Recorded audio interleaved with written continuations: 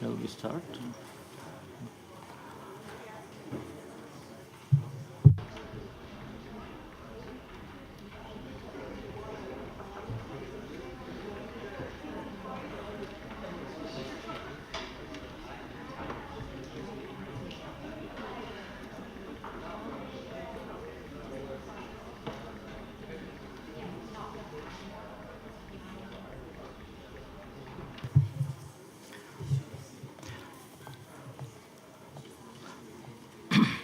Distinguished delegates, I hope you had a wonderful evening yesterday, communicating with your capitals, receiving new information,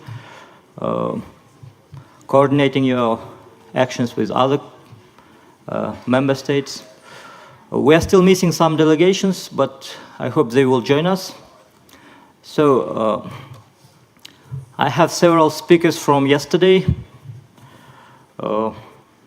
Atlantis, would you like to, or will you speak later? Because you raised your placard yesterday, so. If you are ready to provide any additional information or to clarify the details of your proposal.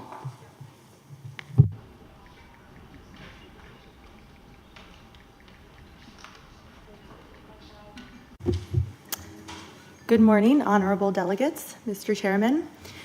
As we open the third day of debate, Atlantis would like to take this time to provide some additional information requested by member states and reaffirm the delegates that Atlantis has not conducted any nuclear tests and is in full compliance, as always, with the CTBT.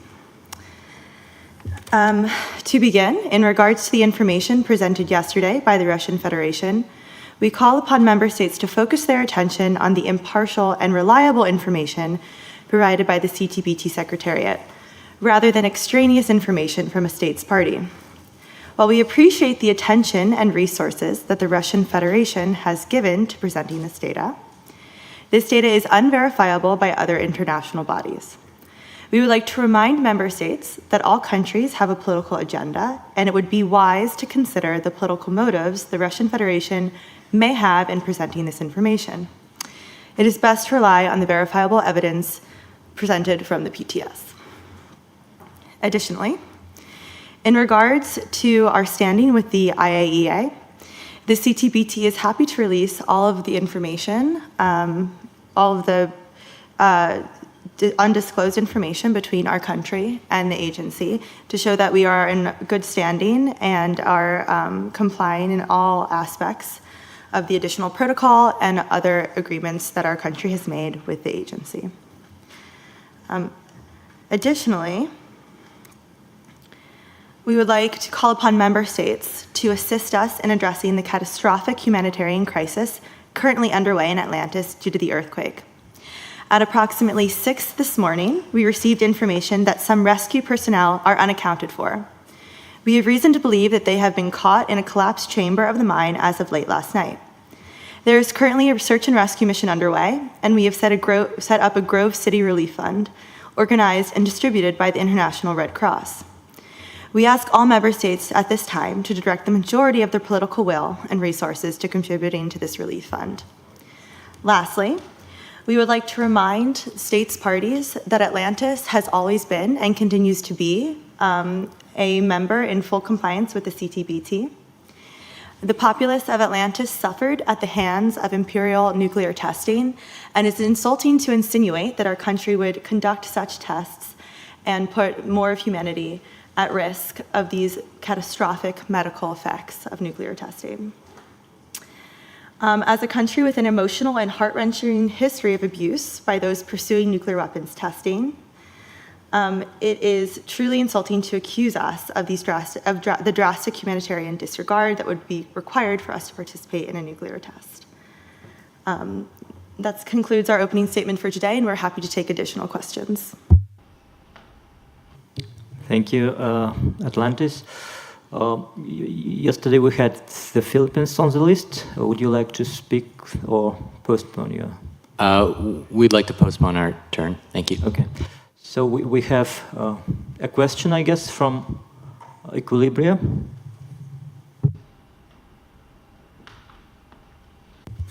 Thank you, Mr. Chairman, and good morning to all my fellow colleagues.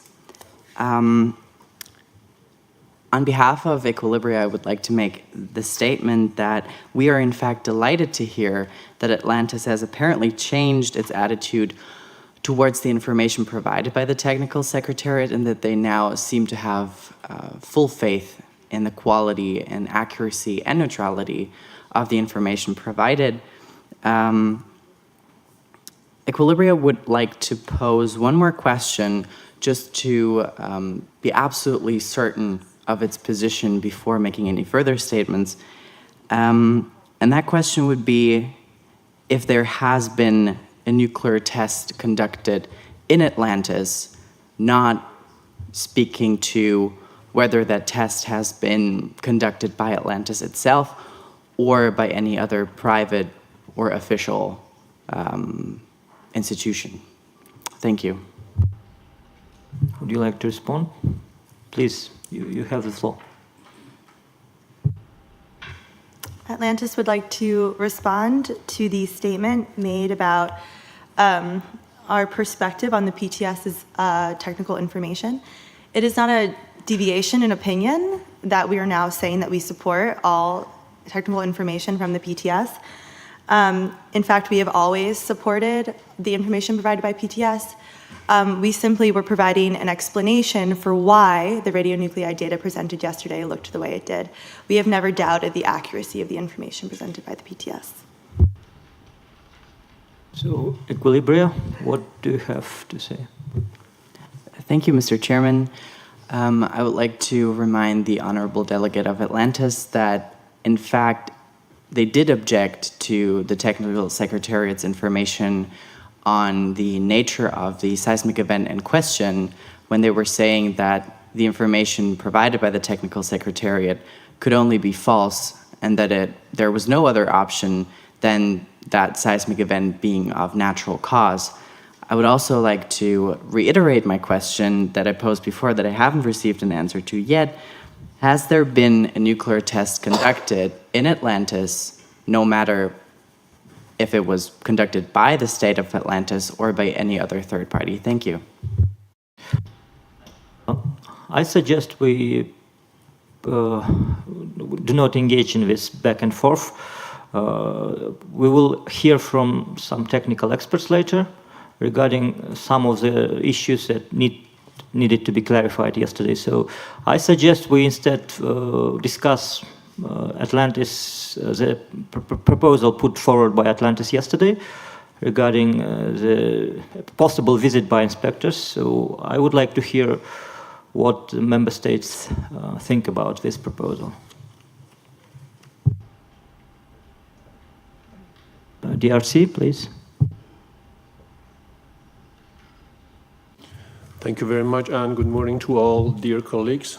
I just want to clarify one thing. I think the data that have been provided by the esteemed Technical Secretariat, no one has, doubt about the accuracy of those data. They are authenticated data by the verification regime that has been provided by IMS.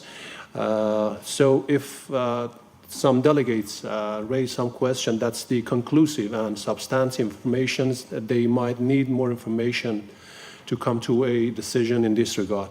The other question, I think, is that the Atlantis should also provide more information. The Equilibrium just asked whether the test has been done in that country by other organization or private sector. We appreciate if Atlantis provide any clarification in this regard. Thank you.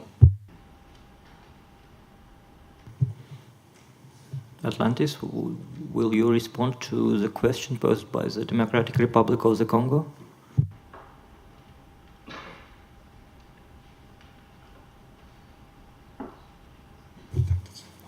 No, there has been no nuclear test conducted on our soil.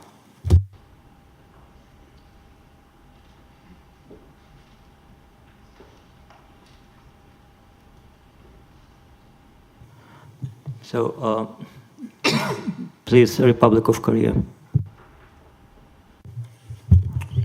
Good morning, ladies and gentlemen, excellencies. The Republic of Korea would just ask for a clarification from Atlantis. As you well know, 2 days ago in this Executive Council setting, Atlantis made the claim that the seismic data that was provided by the Technical Secretariat came from a natural event, an earthquake, and then provided a clarification shortly thereafter that it was not as a result of the earthquake and that irregularities in the waveform were because it was a mining event and they had changed the type of explosive device, conventional, that they had used in the mining event, and that was the cause of the irregular seismic data. But we have heard information going back and forth about which one it is, and we would just like clarification from Atlantis on whether or not this is because of an earthquake or it is because of the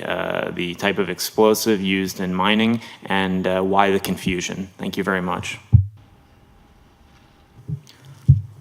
Atlantis, we would appreciate a clarification regarding the question posed by the Republic of Korea. We are happy to provide a clarification, but are currently waiting on a complete set of facts and figures from our capital. So we can provide that clarification later today. Thank you. Thank you. Distinguished representatives, do you have any response to the proposal put forward by Atlantis yesterday? I'm sure you've discussed the proposal with your capitals.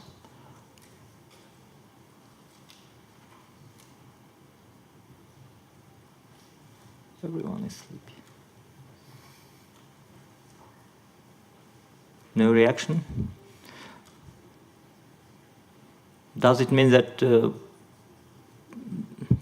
proposal made by Atlantis is not accepted, or shall we? Yes, Equilibrium. Thank you. Equilibria would like to make the suggestion that Atlantis elaborate on their proposal from yesterday once more. We think that that clarification might help the Executive Council make a decision upon that. Thank you. Thank you, the distinguished representative of Equilibria. Excuse me. Atlantis, would you like to provide any more details about your invitation?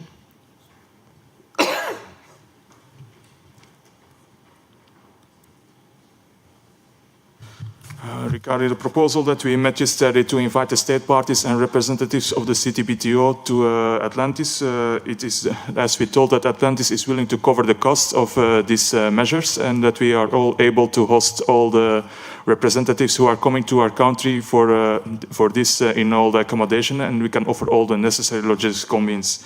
It is also so that we can also offer the representatives and to visit our OPL reactor, to make sure and to assure that all doubts that the representatives should have here should all be clarified there. But we can't leave the representatives to the mining site in Grove City due to the instability of the region by the earthquakes. Thank you. Japan, you have the floor. Thank you, Mr. Chairman. I would like to suggest if we could have a short time to discuss, because we need a little bit to make some further consultations. Thank you. I thought you had the entire last evening to consult. But anyway, the Democratic Republic of the Congo.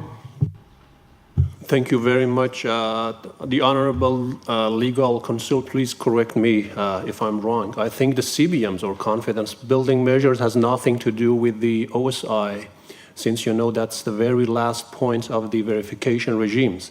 I think the very last proposal that was made by the Atlantis delegation was that to request the IEA to provide more clarification on their data regarding the isotopes that has been, in that area. Thank you very much. I believe the technical secretariat is now is in consultation with the IAEA, using the mechanism provided for in the treaty, and I hope we will hear more about this later. Republic of Korea. The Republic of Korea would like to seek clarification that if we move forward with Atlantis' proposal, how long would you expect this to take, and what would that do to the time frame for voting here on an on-site inspection? Your question was addressed to whom? Sorry. Atlantis. Atlantis? Okay, Atlantis, would you like to respond?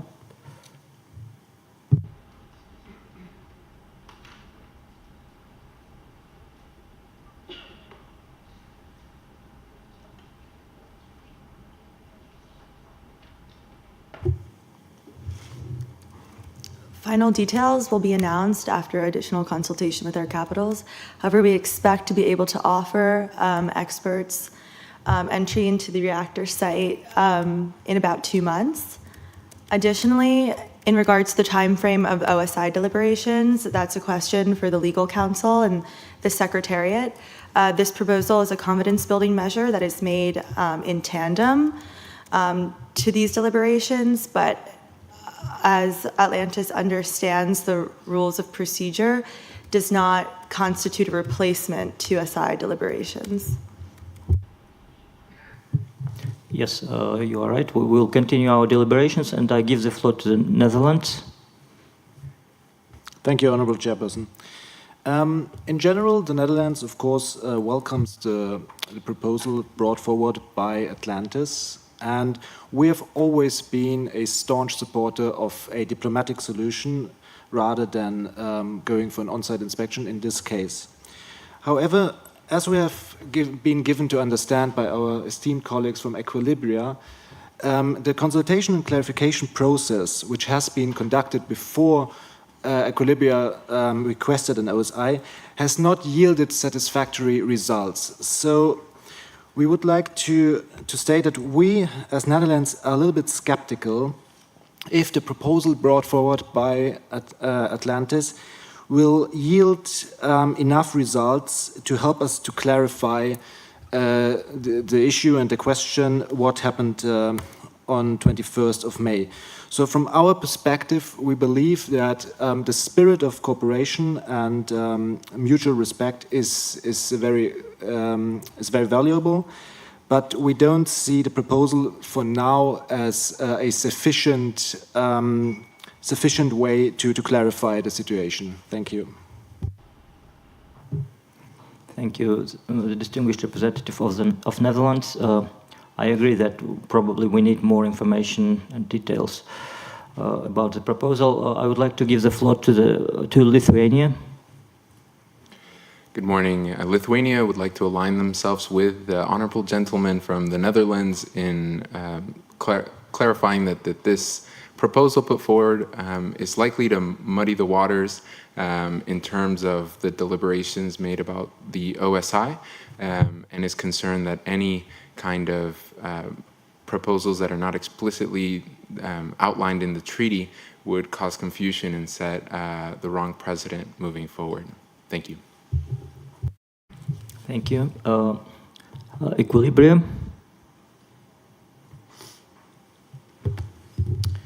Thank you. Equilibria appreciates the statements just made by the Netherlands and Lithuania, I apologize.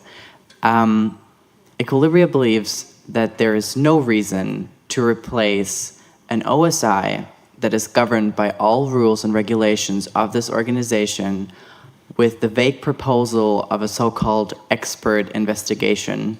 It is also very interesting to see the sudden change in what this expert investigation would be allowed to do and not to do.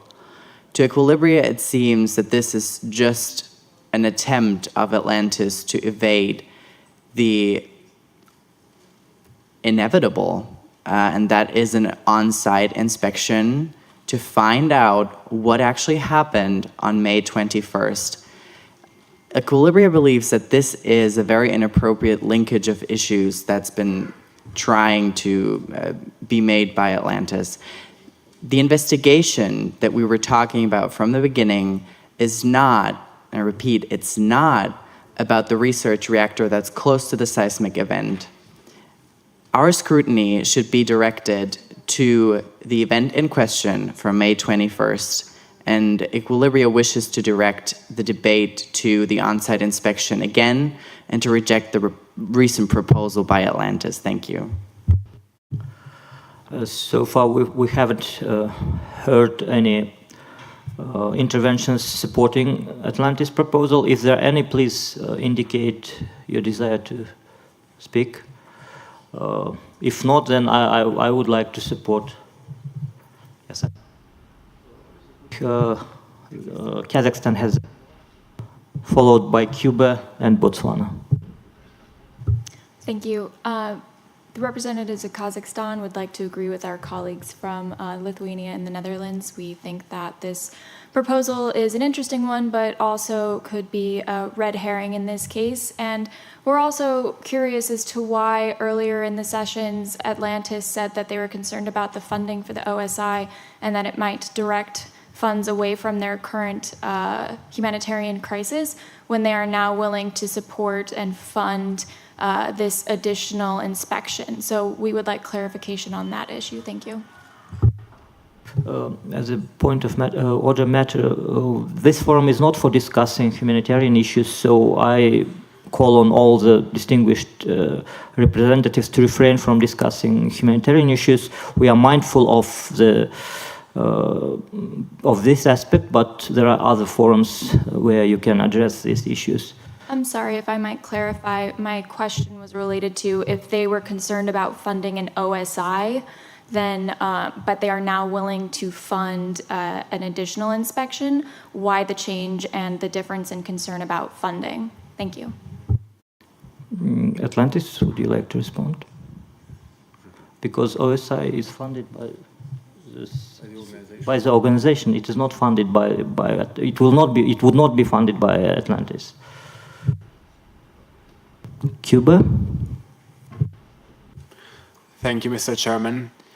We support the statement of the Netherlands and of Lithuania, and we believe that the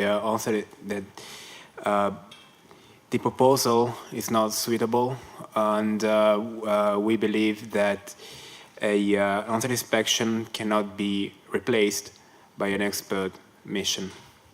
Thank you. Thank you. The distinguished representative of Cuba, Botswana. Thank you, Mr. Chairman.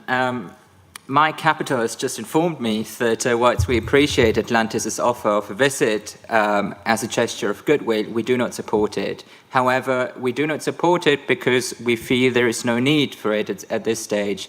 Indeed, we're against the OSI due to a lack of sufficient evidence, and we're concerned about the potential abuse and misuse of the OSI mechanism. Authorizing an OSI without sufficient evidence goes against the good faith of this treaty and will undermine international confidence in the CTBT. I would also like to reiterate our offer of support to resolve the humanitarian crisis in Botswana, and I would like to suggest to this Council that those member states and states parties interested in joining Botswana in helping Atlantis resolve the humanitarian crisis contact me later on. Thank you. I thank the distinguished delegate of Botswana, and I would like to give the floor to the legal counsel. Thank you, Mr. Chair. Just a few points of clarification with regard to Atlantis's proposal, a suggestion of a possible visit by representatives from the states parties and from the technical secretariat. Well, there's only one place in the treaty where the word visit is used, that is in the context of the confidence-building measures. And the confidence-building measures, when they constitute one element of the verification regime, are concerned with chemical explosions. So confidence-building measures, as strictly defined by the treaty, have a very specific scope of application. That's one point.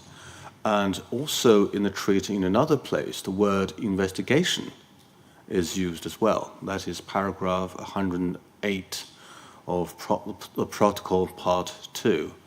That is an activity conducted by certain like-minded states in an area beyond the jurisdiction or control of any state. So apart from these two places, neither the word investigation nor the word visit is used in the treaty. So that is just one textual point. And therefore, well, as often happens in these venues, words are not used exactly the way as lawyers wish to see them used. So confidence-building measures may loosely be used as to refer to other measures outside the scope of the proper verification regime as provided for by the treaty. So if one is using the term confidence-building measures as indeed outside the scope of the verification regime, so as not to be restricted by the definition of that term, then one is using that term to refer to something totally outside the scope of the verification regime, meaning such a confidence-building measure cannot be regarded as a verification measure. That's one thing. Then, that being the case, nothing in the treaty prevents, actually, a state from proposing something outside the scope of the verification regime as a way of clarifying, basically, again, building confidence. But as we have all observed, as the events in this Honourable Council have shown, that is a matter actually for the Council to deliberate and to decide on. And again, because it is not a verification measure, it cannot be taken as a replacement or substitute for any verification measure under the treaty. And that, of course, even if the proposal of a visit is accepted by the Council, by virtue of the Council's prerogative in deciding these measures, then that still does not stop the clock from ticking, meaning the Council still has to take a decision on the on-site inspection request, unless, again, the requesting state withdraws that request. Thank you very much. Thank you for this important clarification. Atlantis, would you like to respond to the opinions expressed by the state parties? Atlantis would like to thank the legal counsel for the clarification and also propose consultations to discuss our proposal of a visit to the reactor site. So we would like to propose the temporary adjournment of debate to discuss this proposal. Thank you. Equilibrium? Thank you. Equilibria objects to the adjournment of the debate and proposes to come to a vote on the issue of Atlantis's proposal. Thank you. I would like to ask the legal counsel, can we put Atlantis proposal to a vote?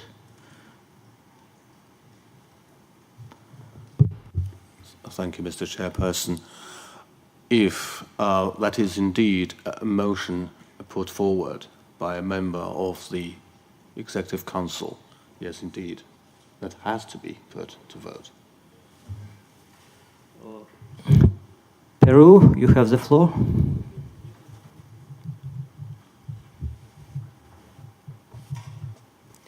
I will be making a joint statement on behalf of India, Peru, and the Philippines.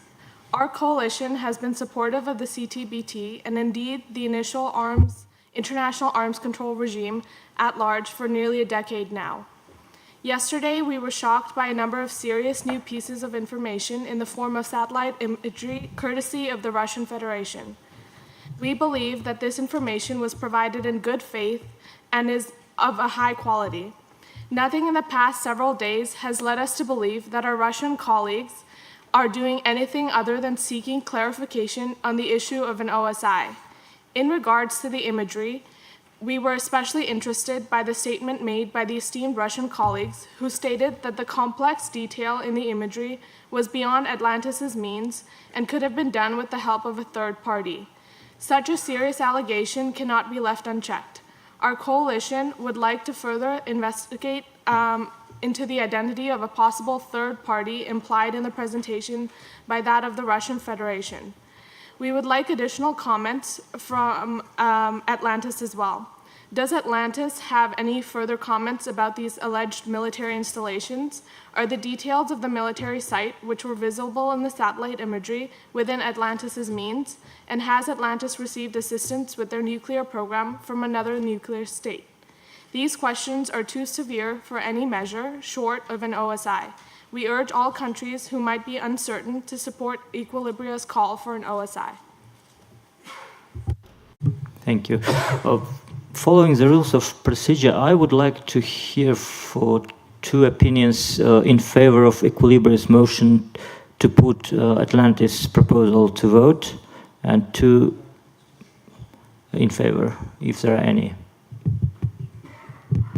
So, yes, Japan.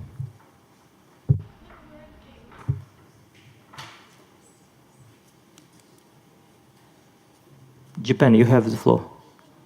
In favor of. Yes, Egypt. Thank you, Director General. The Arab Republic of Egypt is in favor of putting the matter to vote. Any opinions against Equilibria's Atlantis? At this time, it is premature to move into voting procedure. As Atlantis has said, we're happy to offer clarification and further consultations on our proposal and additional information in regards to our program. Additionally, to answer our colleague from Peru, those are not military installations, and the satellite imagery was extremely inconclusive. The evidence provided by the Russian Federation was not evidence of a military installation, but some satellite imagery that we have reason to believe was doctored. Thank you.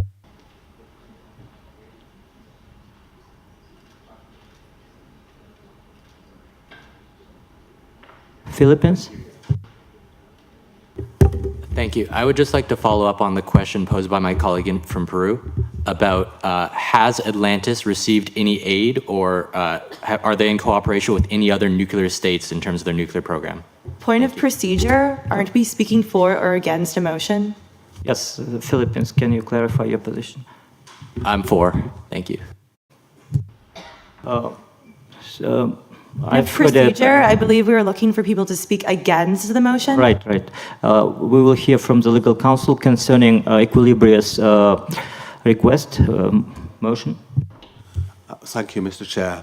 See, as I said, if that was a motion put forward by a member of the Executive Council, that motion has to be put to vote. So it depends on whether the representative who puts forward the motion is the representative of a member of the Executive Council. If that motion was put forward by Equilibria, And if Equilibria is not a member of the Council, then there's no motion. The motion has to be put forward by a member of the Executive Council. Oh, thank you for this clarification. So, Ghana, you have the floor. Thank you, Mr. Chairperson. Ghana supports Atlantis' proposal for the termination of the meeting for further consultations. Furthermore, we would like to wait until Technical Secretariat provide Council with more information on their consultation regarding further evidence on particles and noble gases detected by the International Monitoring Centers. Thank you. Thank you, Ghana. I ask all the state parties to withhold their interventions. We are going to hear from the technical experts regarding yesterday questions put yesterday on some aspects of the data we've received from the International Monitoring System.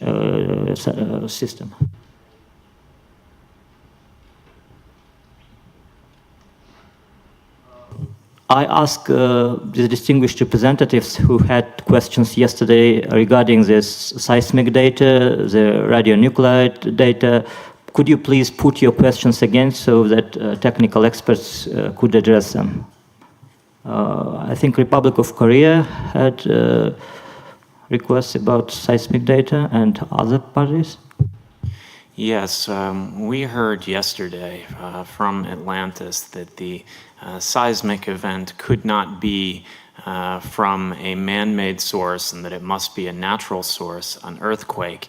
And then later, as further questions were asked, we were then told that it was indeed the result of a man-made source, and we were told that it was the result of a mining explosion. And we were also told that the mining explosion looked very close to what we might expect in terms of wave patterns to a nuclear explosion because of a change in the type of explosive used in the mine in order to create more of a burst effect like a nuclear weapon rather than a ripple effect like mines. And we have not received clarification on whether or not this is a natural or man-made event. And so our general question was we were just looking for a little bit more analysis by the technical secretariat about essentially looking at previous patterns of seismicity in the region and trying to clarify what type of event it may be given previous events. Thank you. Thank you, Republic of Korea. Please, you have the floor. Thank you, and good morning, everyone. Yes, indeed, this event on the 21st of May 2026 stood out because for exactly the reason that its pattern does not follow what we would normally observe from an earthquake in the region. Through seismology, any man-made source or activity that results in a seismic disturbance will have signatures in it that cannot be reconciled with earthquakes. Although it is impossible to tell whether it's nuclear or a chemical explosion or induced in any other way. I can again maybe just point out that the differences that we looked at very clearly, a very sharp arrival. It's indicative of a short burst of energy that was released. It is unlike anything we would see during an earthquake process. One would also expect, I think you had a question about ripple fire. Typically, this is what one would find in open cast mining, where there's delays between many different charges that are set off. The experience is that typical ripple fire would result in something that looks a lot more like an earthquake than an explosive source because of the delay and the longer duration in which the energy is released. So, in short, this event is a clear indication in the characteristic of the waveform of a very impulsive, short duration, explosive type source. There's no doubt about that. Thank you for this important clarification. I think India had a question about xenon emissions. Yeah, thank you, Mr. Chairperson. I would like to repeat my question because unfortunately yesterday I couldn't get any comment on that. So my question was that the xenon emission appeared above the possible event place, but not above the reactor, where the Atlantis claimed to have it in compliance with the technical secretariat presentation. So we would also would like to express our condolences to the humanitarian crisis in Atlantis, but we would like to see this further qualification of this issue. Thank you. Thank you, the distinguished representative of India. Yes, please. Thank you. Just to clarify, the IMS station is far away from both locations, where the mining site is further away and the reactor site is some 100, 200 kilometers away from the IMS station. So we can only say the location that we know is that where we measured the xenon. And with ATM products that we showed yesterday, we're going to see possible regions where a source release could explain the measurement. And shown from the ATM simulations, we cannot really distinguish whether the source was either from this location or the other location. There was also, thank you very much for this clarification. There was a question about hydroacoustic data, the availability of it. So I would give the floor to the Director General to respond. Yes, the question had to do with why there was no hydroacoustic data in evidence. Well, first point would be that the scenario explicitly excluded that possibility. And then someone asked about, well, maybe there should have been T-phase information from a seismic event that it might have occurred on land. In principle, of course, this might have been possible as a generic matter globally, but in addition to the fact that the scenario itself did not provide that any hydroacoustic information had been collected, the events in question are deeply within a landmass, and the likelihood that a seismic signal would propagate and then get into the hydroacoustic channel would be very low in any event. So I hope that clarifies the situation that was discussed yesterday about the hydroacoustic information, unless you have anything more you want to add. Yeah. Maybe just to confirm that this event has been reviewed by analysts, because of the position, the magnitude, it certainly did not result in any hydroacoustic detections. I thank our distinguished technical experts for the information they provided. At this stage, if you have any additional questions to the experts, please ask. You have a question? No. Thank you. Okay.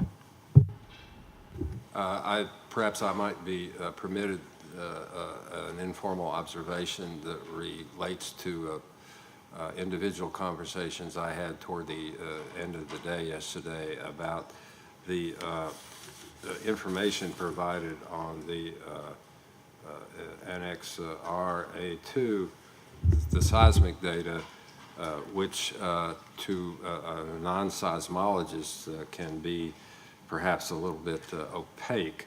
But I think that the explanations that we've heard today have provided that information that we were discussing, I hope in sufficient clarity that we resolve the issues that were having been discussed. But if not, I think we could perhaps return to that briefly after the simulation concludes. Thank you. Thank you, Director General. I'll give some time to Atlantis to prepare your response to the information you've heard, if you want to react, and other requests made by Ghana, by Philippines. I would like to give the floor to Botswana. Point of procedure. Right. In accordance to Rule 19, a representative may at any time move the suspension or the adjournment of the meeting. No discussion on such motions shall be permitted, and they shall be immediately decided. So prior to the briefing, the technical briefing, we had proposed the suspension of debate to discuss our proposal, and that was never voted on. Thank you. Thank you. I was requested by the organizers to give the floor to the experts, so but thank you for your intervention. So you would like to adjourn the meeting at the moment? To suspend? Right. Our proposal is to suspend debate to discuss additional questions and the logistics of our proposal to welcome experts to Atlantis.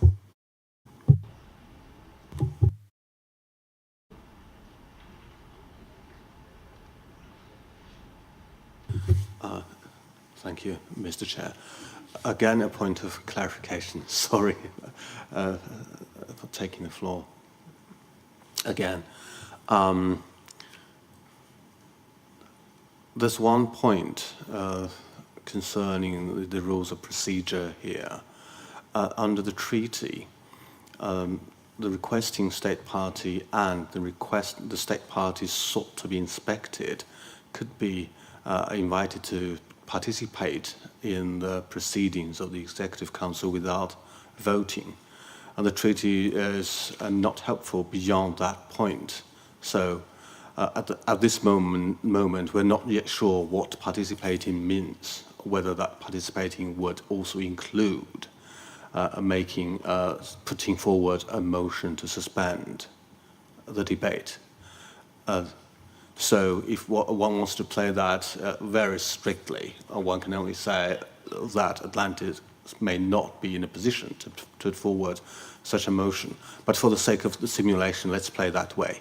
And we have a motion here for suspending, actually, the debate for a little while.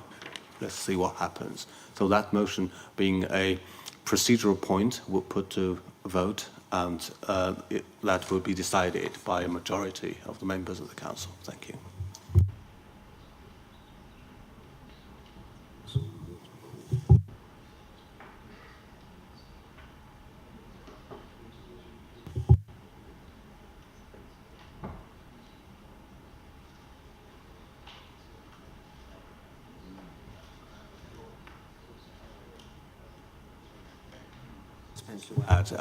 Again, as I explained, we're just playing it, the point. So, in the case of Equilibria, we said that Equilibria, as a non-member of the Council, could not put forward a motion, and therefore there was no motion with regard to a visit. By the way, if there had been a motion with regard to a possible visit into in the territory of Atlantis, that would be something concerning a substantive matter, and that would have to be decided by a 2/3 majority of the Council. But that, again, but in the case of Atlantis, since it is a procedural matter that we have not yet played, so that's why we allow the matter to go forward as part of the exercise. Thank you. So I put the motion by Atlantis to suspend the meeting to vote. Who is in favor of suspension?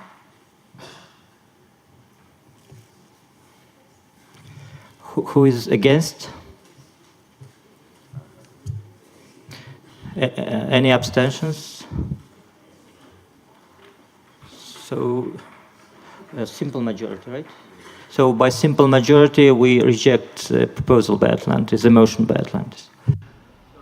Let us continue our deliberations. Botswana, you have the floor.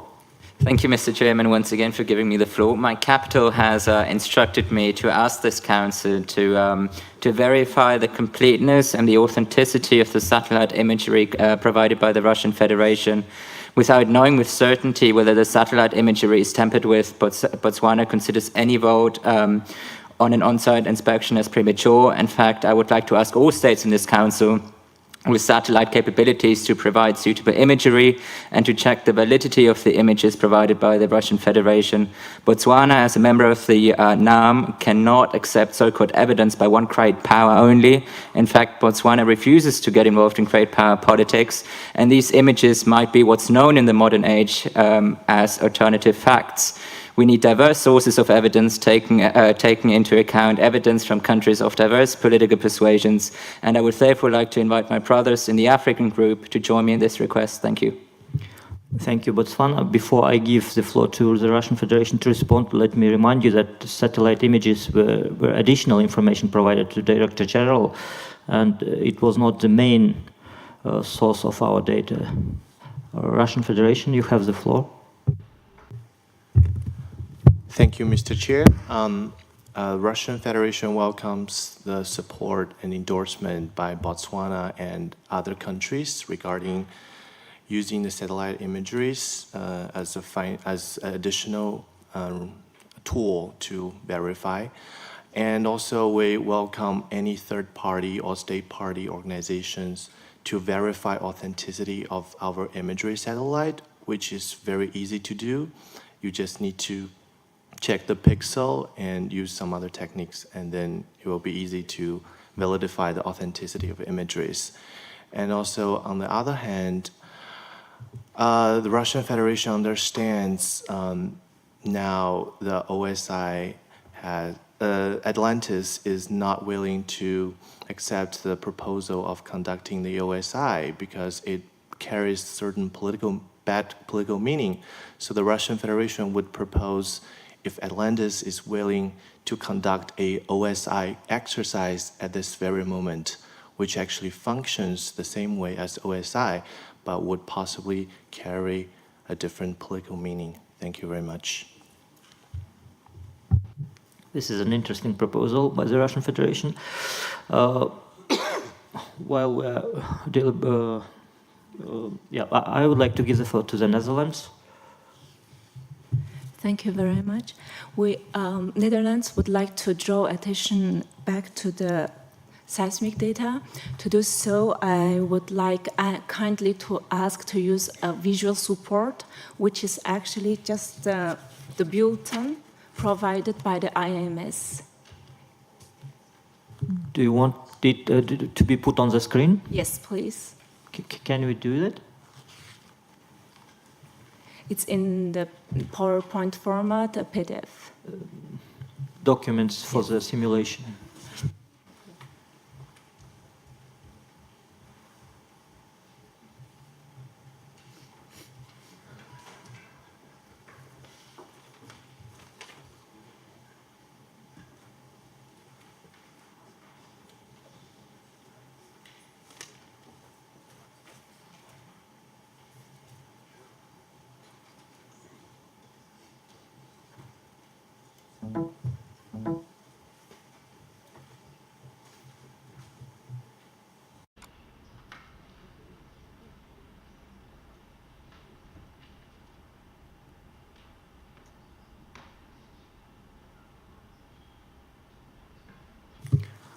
So you have it on the screen.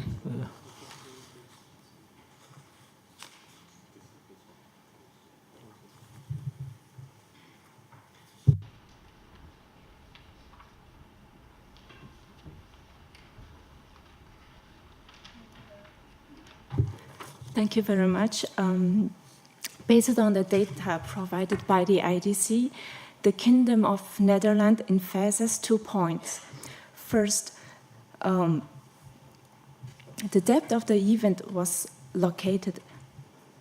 The depth of the event was located near the surface. This is in the bulletin. The depth was 0.0. And secondly, 9 seismic stations situated in 9 different locations detected seismic arrivals linked to the event of interest. The depth, the P arrivals were impulsive, and there were very few arrivals of surface waves at regional distance. These factors as you can see, actually the P was in this figure. P waves are circled by the red, and S waves are circled by the green. But S waves are detected in the by the detection located in the regional seismic stations.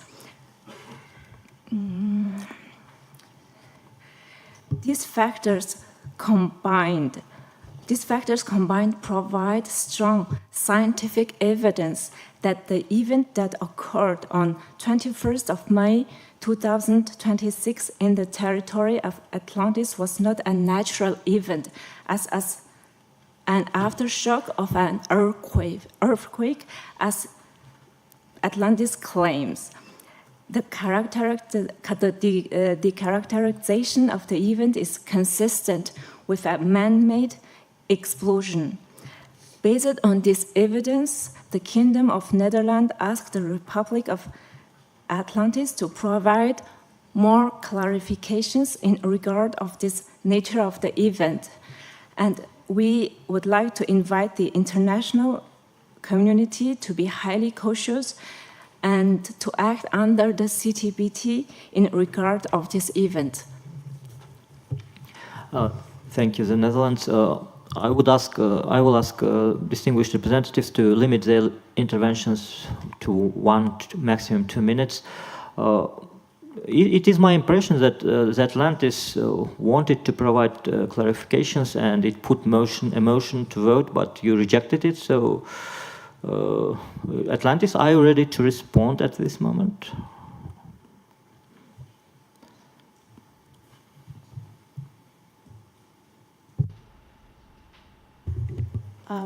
Could we ask for clarification from the chair as to which topic he would like us to respond to? There was a request from the Netherlands regarding this seismic data. You can also, I think, refer to the technical experts here.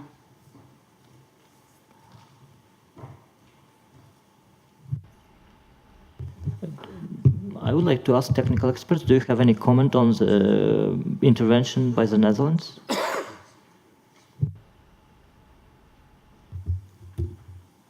Chair, I think the observation is correct.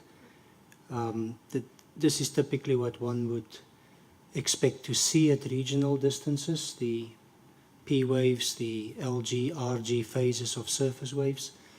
What one must always keep in this comparison is, of course, the fact that the amplitudes are very low. These are not well-developed surface waves, and hence a comment I made yesterday that it was only at one of these stations, in this case STKA, where in fact the surface wave magnitude could be calculated, and it came out very low, as we'll see here, magnitude 3.3.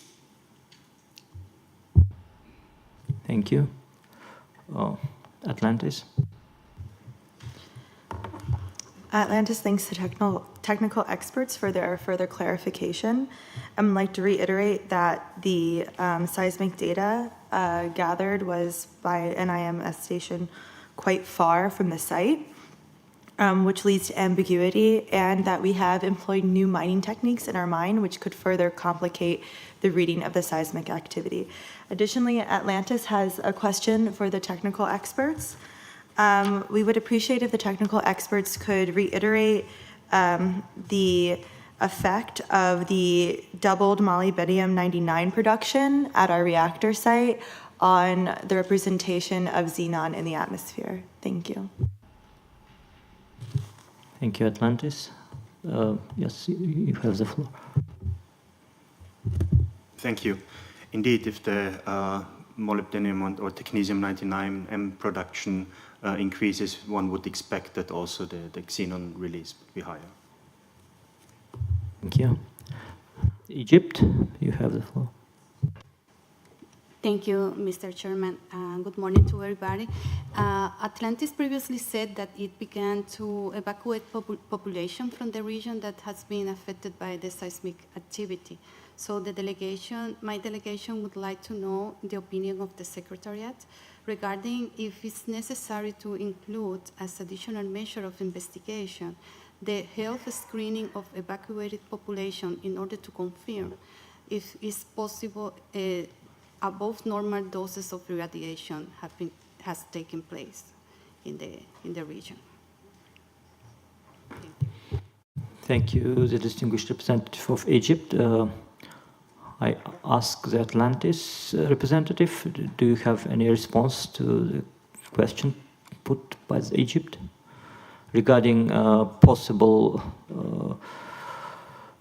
radiation detected in the population evacuated from the area?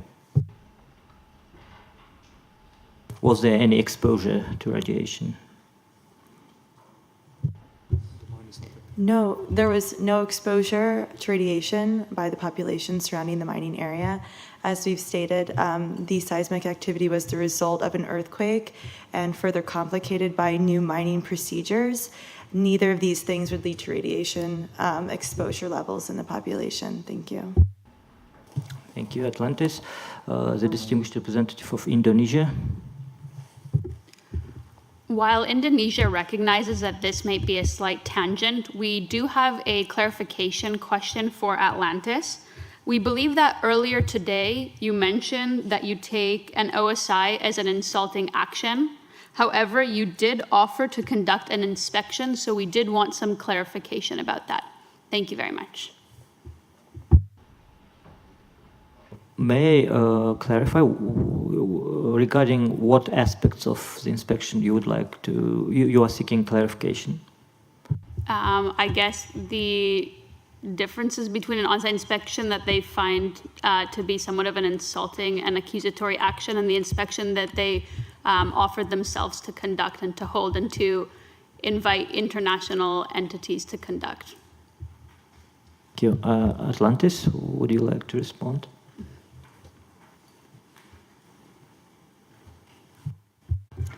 Sure, we're happy to answer that question. The main difference here are the political implications of the two activities. So as we've stated, an OSI in this instance is accusatory as it would be conducted under the accusation that Atlantis has conducted a nuclear explosion, though the evidence as to such is extremely inconclusive. And as I've stated, the population of Atlantis has a heart-wrenching and emotional history victims of nuclear testing, and it would be insulting to our populace to be accused of such and inspected on those grounds. Because we are always in compliance with all international nuclear bodies, we are happy to welcome experts into the country on an invitation basis to inspect our facilities. But the political implications of these two activities is significantly different. And we ask the representatives of Indonesia to consider this in regards to our history with nuclear testing. Thank you. To clarification, the history of nuclear testing conducted on our soil, which led to victims by our populace. Thank you. I will let Indonesia to react and to be followed by Peru. First of all, we want to thank Atlantis for their rebuttal. However, we understand the political implications of being accused and being forced into an OSI as opposed to conducting one because you wish. However, we're still unclear about the different technical implications. The one that you're willing to host as opposed to an OSI, how would that be different? And would the findings be any different than an OSI? Thank you. Peru?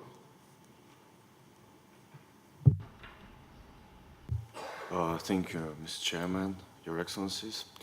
Again, the Republic of Peru wants to underline that if such serious accusation like the Russian Federation provided appear, there should be a kind of check of the event.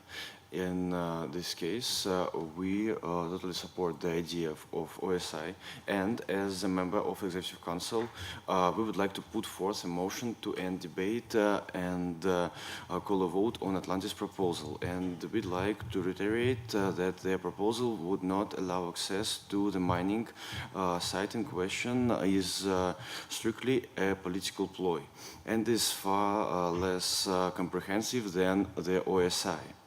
We would like to put this issue to rest right now. Thank you.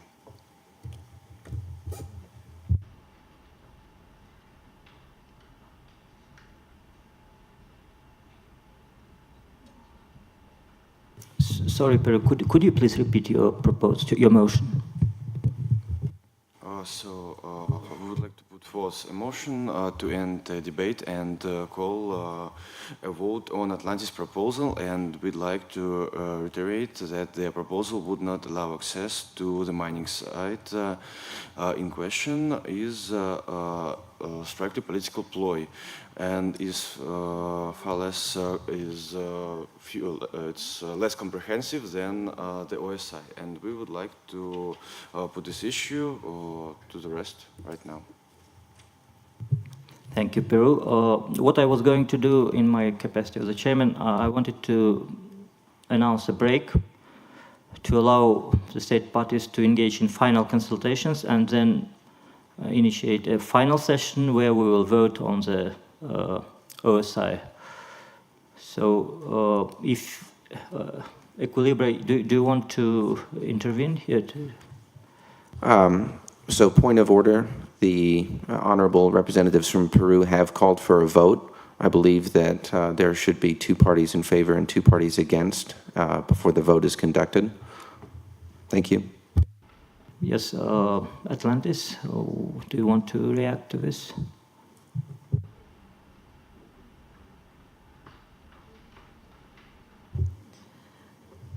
Atlantis is not in a position to argue with the clarification made by the representatives from Equilibra. However, we would like to voice our support for the chair's wise decision to allow consultations before such a vote.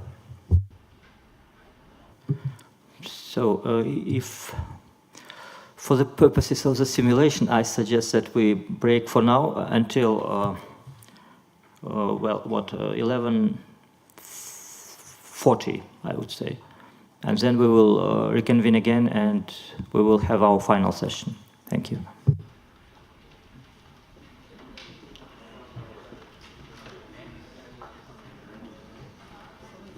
NEM group, please, here.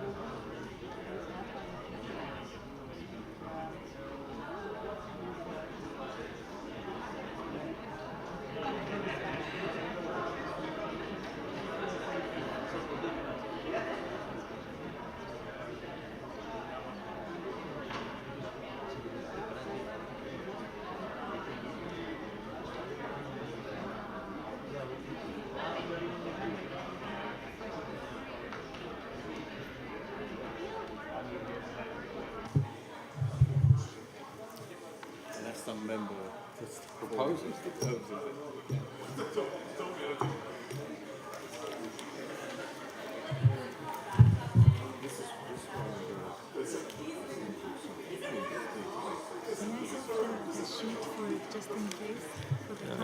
Oh.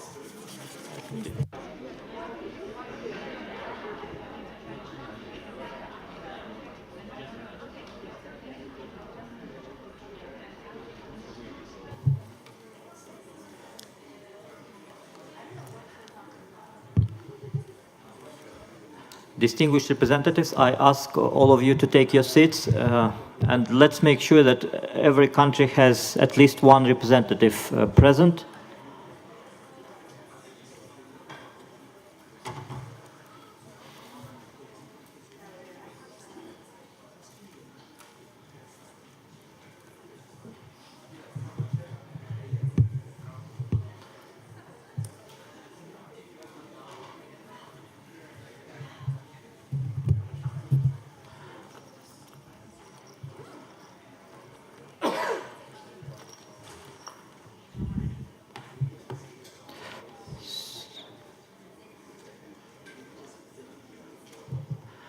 Distinguished representatives, we've held our deliberations for 2 days, for about 4 plenary sessions. We've heard factual information, details, technical information regarding the case. We've heard your opinions about the request made by Equilibrium. We've heard arguments presented by Atlantis. So before we proceed to voting, I would suggest that we hear for the last time from Equilibria, followed by Atlantis, if they have any final statements to make. So if Atlantis, how about you? Just a moment. Would you like to speak or? I would like to. Come on. Okay. Then I'll give the floor to the United States and followed by France.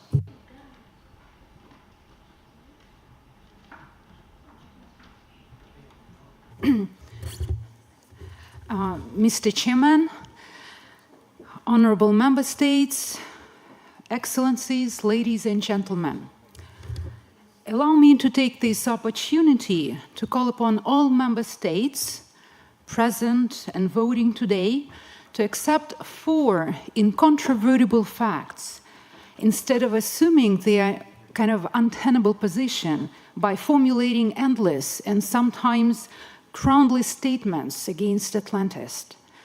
So, fact number 1, Atlantis is a country in good standing with regard to the CTBT and other international regimes. That is why the persistent, sometimes lacking plausible evidence request for an on-site inspection will render the inspection frivolous and abusive in the end. And let me ask you this simple question. Do we want to undermine the authority and the importance of the Executive Council of the CTBTO? I hope not. Well, fact number 2. Yes, the suspicious event was detected on the territory of Atlantis by the IMS, and yesterday the CTBTO technical experts presented an in-depth analysis of this data, which some honorable member states called ambiguous, skeptical, and dubious. Well, the USA does not see any ambiguity when technical experts with high probability regard the nature of the event detected as a result of the unique geological circumstances of Atlantic area. And actually, yesterday evening, we conducted some additional technical consultations with experts. And let us trust the numbers presented by experts, and I think there should be no doubt about it. So fact number 3, the data provided yesterday prove with a high probability that we can regard the nature of the event detected as a result of the existence of medical isotope production. And again, what's wrong about it? All states enjoy the inalienable right to use nuclear energy for peaceful purposes, And actually, this right was enshrined in the Non-Proliferation Treaty, Article 4. And honorable member states, if we deprive Atlantis of this inherent right to use nuclear energy for peaceful purposes, it will be deemed as, I should say, an egregious violation, an abhorrent breach of international legally binding commitments.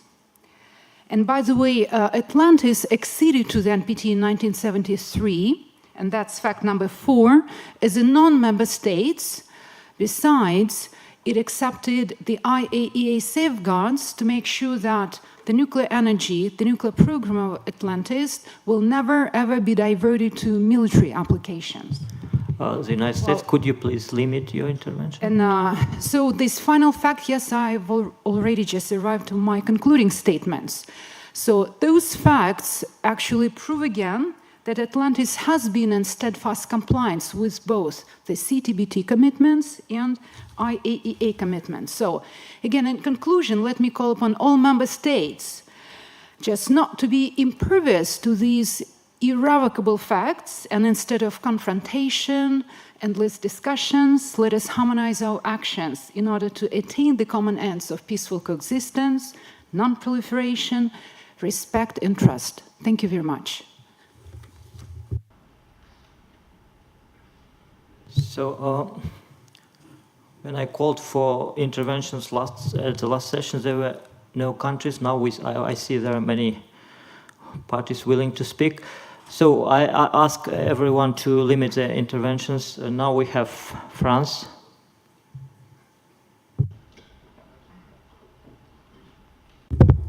Hello.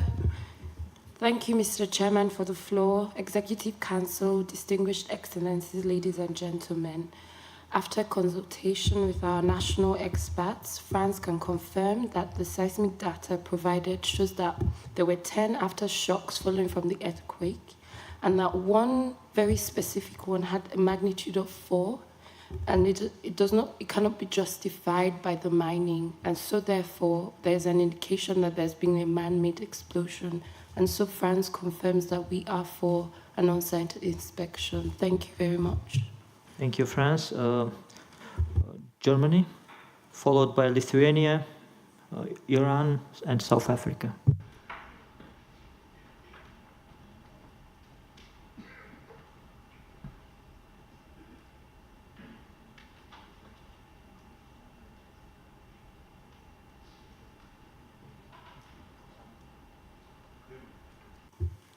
Thank you, Mr. Chairperson.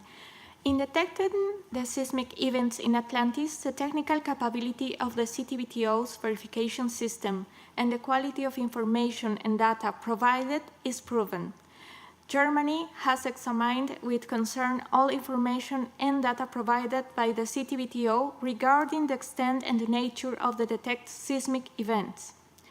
Specifically, the depth data was 0, which means that the explosion conducted was almost at the surface.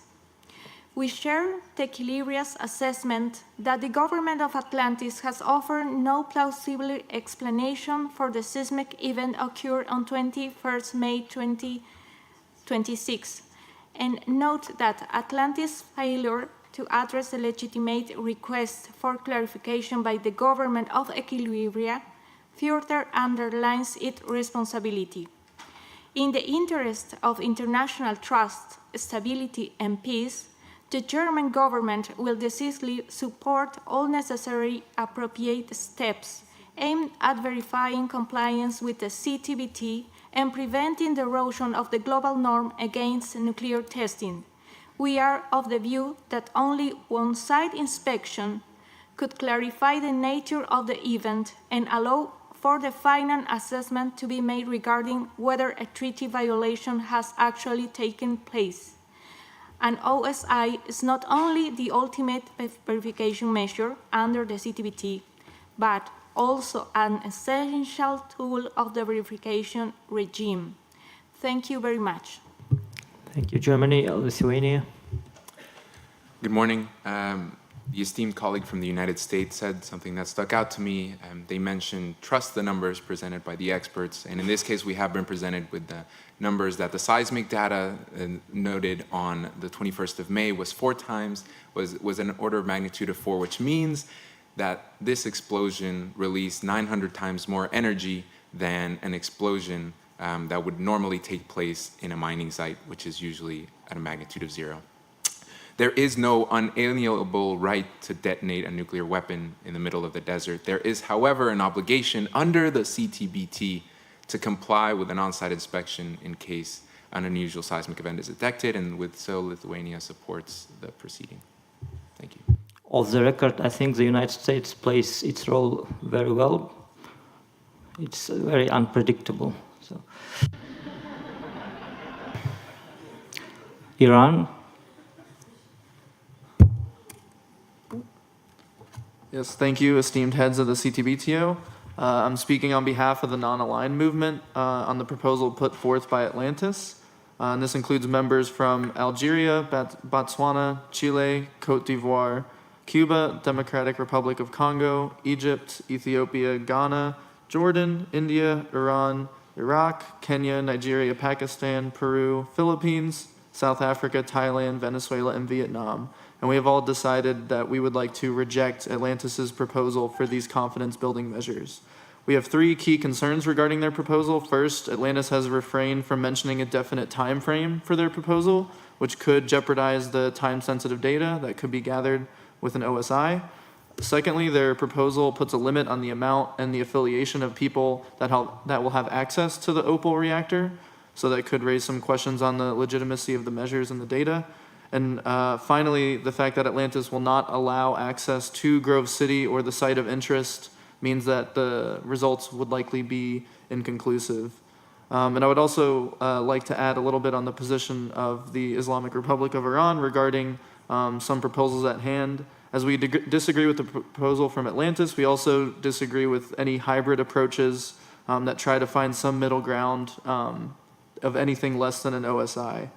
There have been some talks and brainstorming with other countries of approaches that can try to find a compromise between Atlantis's proposal and an OSI, and we find that these measures will be insufficient and out of line with the framework of the treaty. So we urge the international community to focus on the current data at hand and any additional data needed to justify an OSI rather than trying to find some middle ground. Thank you. Thank you, Iran. On my list, I have South Africa, Netherlands, Botswana, Kazakhstan, and Atlantis. On that, I would like to close the speakers list, and then we will. Okay, I'll give the right to respond to Equilibria, and then we will proceed to voting. Thank you. South Africa. Thank you, Chairman.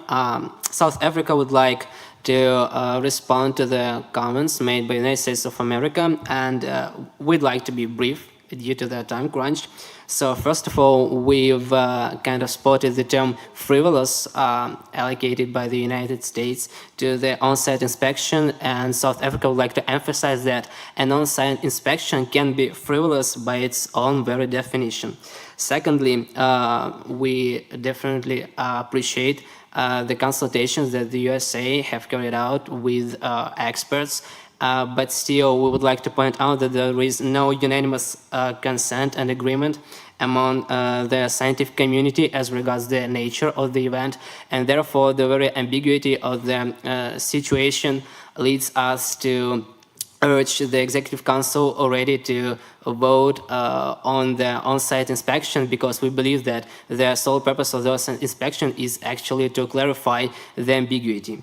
And secondly, we'd like to mention that the point in terms of depriving of the alleged deprivation of Atlantis of their right to peaceful usage of nuclear energy has not been neither mentioned nor even discussed or thought by anyone, and I believe that there is no actually topic raised in terms of depriving Atlantis of its right or closing down their research facilities. Thank you. Thank you. Netherlands? Thank you, Mr. Chairperson. First of all, we would like to commend you, Mr. Chairperson, on your able leadership of this council. In the past 2 days, we were presented with plenty of data and analysis. However, as was pointed out by the distinguished members of the Technical Secretariat and several of our distinguished colleagues here, the data does not make clear, without ambiguity, what caused the unusual seismic event on the 21st of May. We were presented with the data of the seismic stations and the analysis, which indicated that among the seismic stations, 3 of them located in Atlantis, the seismic stations picked up a man-made event. This view is also shared by our experts in Capital, who emphasize that a man-made explosion caused the seismic event. We were also presented with data from the particulate stations, which could have been emissions from the medical isotope facility or from another source. Most recently, we saw satellite imagery indicating at least unusual activities in the area of concern. Additionally, it is not without concern that the location of interest is in the direct vicinity to the former test sites used by the United Kingdom in the past. We believe that this ambiguity, as has been pointed out by several of our colleagues here, and of course, most notably by our distinguished colleagues from Equilibria, make an OSI indeed necessary. We do not want to speculate what the event in question might have been. Therefore, in order to protect the integrity of the treaty and its verification regime, the Netherlands firmly believe that now the final verification measure, namely an OSI, has to be decided upon to resolve this issue properly. Thank you. Thank you, Netherlands. Botswana. Thank you, Mr. Chairman. My capital still requests alternative satellite imagery. No further evidence has been provided, neither to technical experts back in my nation's capital, nor to myself here in Vienna. The IMS data considered here in this council is inconclusive. We are therefore against authorizing the on-site inspection due to a lack of sufficient evidence. I'd also like to reiterate our deep concern about the potential abuse and misuse of the OSI mechanism, which, let's not forget, is a highly intrusive measure. Authorizing an OSI without sufficient evidence not only goes against the good faith and the good spirit of this treaty, but it would also undermine international confidence in multilateralism and the global non-proliferation regime. Thank you. Thank you. Kazakhstan. Thank you, Mr. Chairperson. The Technical Secretariat has analyzed the data and demonstrated its inconsistencies with the reasons given by Atlantis. If we knew with absolute certainty one way or the other, there would be no reason to conduct an OSI. Let me be clear. An OSI is conducted to clarify a suspicious event. We do not need certainty as to the nature of the event before conducting an OSI. Furthermore, Kazakhstan finds Atlantis' reasons, political fallout, specious at best. As a fellow country that has suffered the consequences of nuclear testing, I can say with certainty that the people of Kazakhstan would want clarification from their government and the international community regarding any suspicious events occurring in Kazakhstan. Finally, as I previously stated, Kazakhstan feels Atlantis' proposal for confidence-building measures is a distraction, a red herring, intended to shift the focus of these proceedings. We therefore reject it as well. It is for these reasons that we support the OSI and urge other countries to do as well. Thank you, Kazakhstan. Equilibria, you have your final statement and followed by Atlantis. Thank you, Chair. We have heard Atlantis talk a lot today. However, we have failed to see them offer any suggestion that would lead to the situation getting resolved. They have wrongly asserted that their operation to allow national state inspectors sorry, my words are a little out of order here, I apologize. They wrongly asserted that their operation, which allows for someone under suspicion to inspect themselves rather than be investigated by the impartial CTBTO inspectors, will lead to the unbiased results. We must have this investigation conducted by the CTBTO, as they are the only ones that we have all placed our collective trust in. CTBTO are the only ones that will deliver unbiased results. CTBTO are the only ones that will deliver us the data that will lead us to the truth. CTBTO will provide the truth. To place trust in anyone else to solve these problems is foolhardy, naive, and reckless. It violates policies that we have all agreed to be subject to. If Atlantis is such a strong supporter of the treaty, why do they politicize and deflect rather than allow a simple OSI? Let us not forget the stakes. We, as an international community, must stand up to this potential violation and not be confused by the ever-changing position of Atlantis. Equilibria has had one position from the very beginning. There must be an on-site inspection. We have never wavered from this, nor will we rest until the OSI is conducted, free of interference from Atlantis or any other party who seeks to obscure the truth. The treaty prizes itself on being impartial and non-discriminatory. While each piece of data on their own is inconclusive, taken together, the highly irregular seismic tests, seismic events, coupled with concerning radionucleotide and noble gas data, and the very stark satellite data, which appears at first glance to mimic the Nevada test site. Given this, Atlantis, along with every nation present here that wishes this era of peace and prosperity to continue, must vote for an on-site inspection of Atlantis. Thank you. Thank you, Equilibria. Just as a side note, I urge the state parties to be careful with words. This is OSI on-site inspection is not an investigation, it is a fact-finding mission. Atlantis, you have your final statement.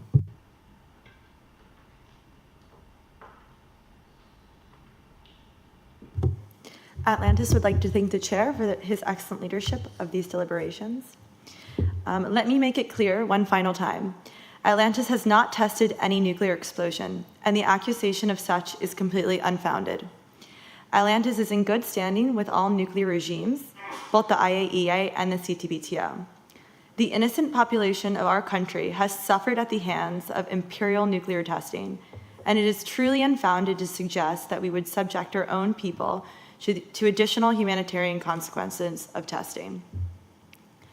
As the CTBTO Technical Secretariat has stated, the IMS stations they are relying on in this instance are far from the site in question, and experts are unable to conclude if the event in question was man-made due to the ambiguity of this data.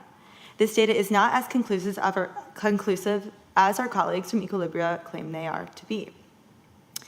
And as such, the data is not sufficient to require an OSI. We've explained that the xenon detection in the atmosphere is a result of doubled production of medical isotopes, notably molybdenum-99. As stated by our honorable colleague from the US, we are producing these isotopes simply to aid a gap that has formed in supply. We are doing this for the benefit of the world medical community. We have full right to these peaceful uses of nuclear material as per the NPT. Disregarding these pillars of non-proliferation and disarmament risks throwing the international community into mayhem.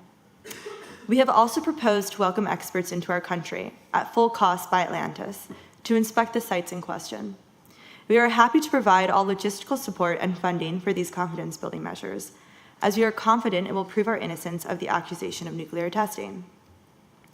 We are also happy to offer a more concrete round of consultations in which countries can request specific provisions for this proposal. As we understand that countries are concerned about the timeline of this visit, we are happy to expedite the consultation and planning process. The real question we must ask ourselves is if we want to risk undermining the principles and procedures of the CTBT to carry out a politicized investigation of a country that has always upheld nuclear regimes. We will simply end up undermining the very treaty that we have spent so many decades working towards. Additionally, an OSI will cost upwards of $10 million by member states. This cost will be borne by all of you and will not help you find the information you would like because it does not exist. Now that we finally have the ability to utilize OSI, it should be utilized only after the utmost deliberation and thought. An OSI in this situation would be unfounded and reckless. Thank you. Thank you. Before we proceed to voting, I would like to request the legal counsel to provide any additional clarifications on the process, on the procedure. Thank you, Mr. Chairperson. Please accept my apologies for once again subjecting you to a tedious exercise of reading through some provisions there.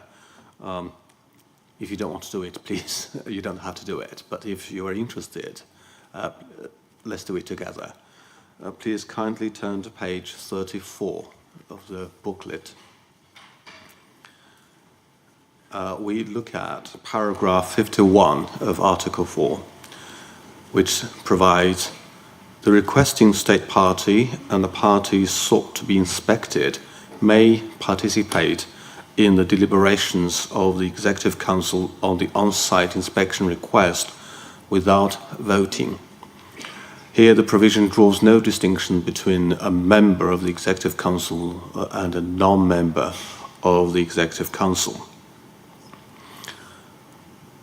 One possible interpretation, erring on the strict side, is that if the state party sought to be inspected happens to be a member of the Executive Council, which is the case here, then that member cannot vote, simply cannot vote. But then, if you read other provisions together with this one, one tends to grow less confident. If you please kindly turn to page 11. Page 11, we look at paragraph 35 of Article 2, which says, each member of the Executive Council shall have one vote. It shall have one vote. You might read that as simply a limitation on the number of votes that a member may cast, but it shall have that one vote. Then, if you read that again in conjunction with another paragraph, which is on page 5,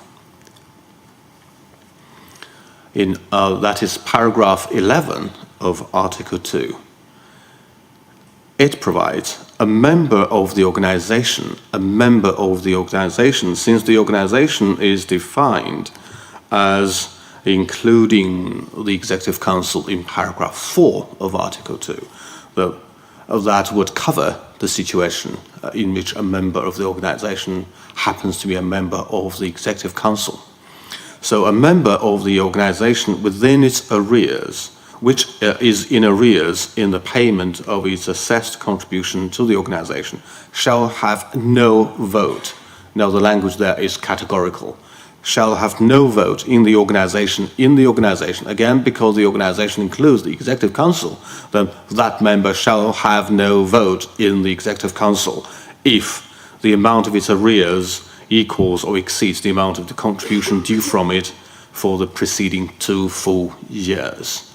This is the only case provided under the treaty where a member can indeed lose its vote. It shall have no vote. So, bearing that in mind, when one comes to interpret paragraph 51, one becomes less certain whether, so supposing that vote has not been lost by virtue of paragraph 11 of Article 2, then how can, or whether actually that member of the Executive Council can indeed exercise that vote. So there is, what I'm saying is that there is another possible interpretation, that is, that member may still retain that vote. Then it becomes a question whether that question as to on what kind of matters that member can vote and what kind of other matters that that member cannot vote. We are not certain at this moment. Nobody knows. These things will have to be worked out in the future organization. For the sake of our exercise here, we can see Atlantis, which is a member here of the Executive Council and which happens to be the state party sought to be inspected, has been voting on procedural matters. So, bearing that again in mind, may I kindly suggest that Atlantic not vote on matters of substance, because that would defeat the whole purpose of paragraph 51.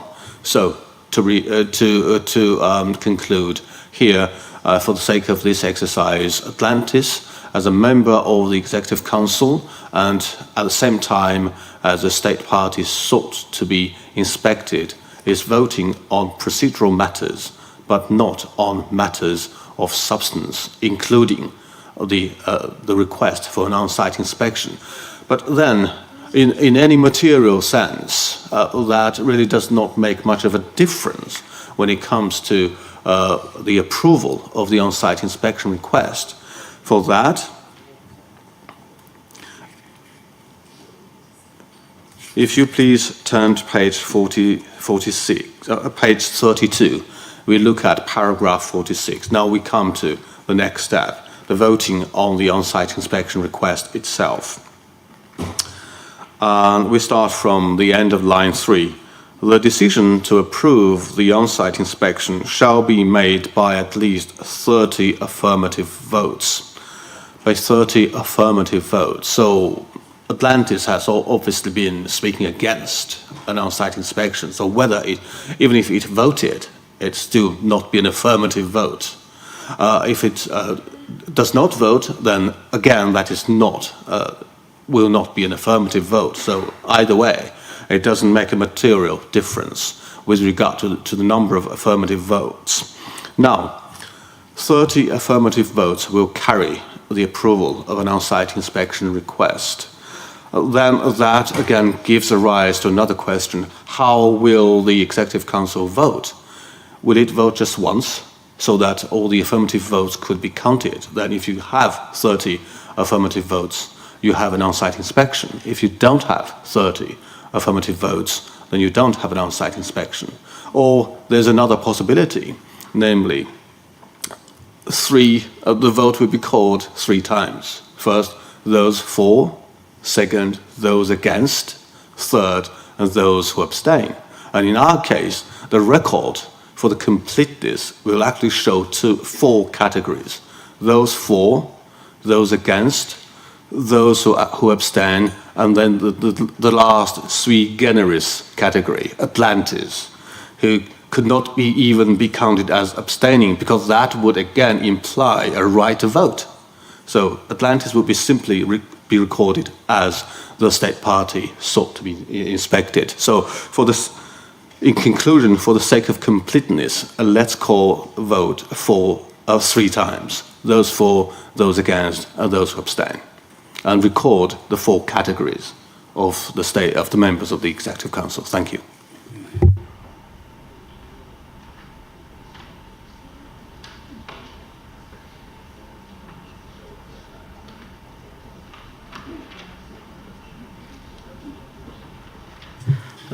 Thank you for this clarification. Atlantis, what do you have any? Okay, Atlantis would like to inquire whether or not there are any members of the Executive Council here today who are in arrears of their contribution to the organization.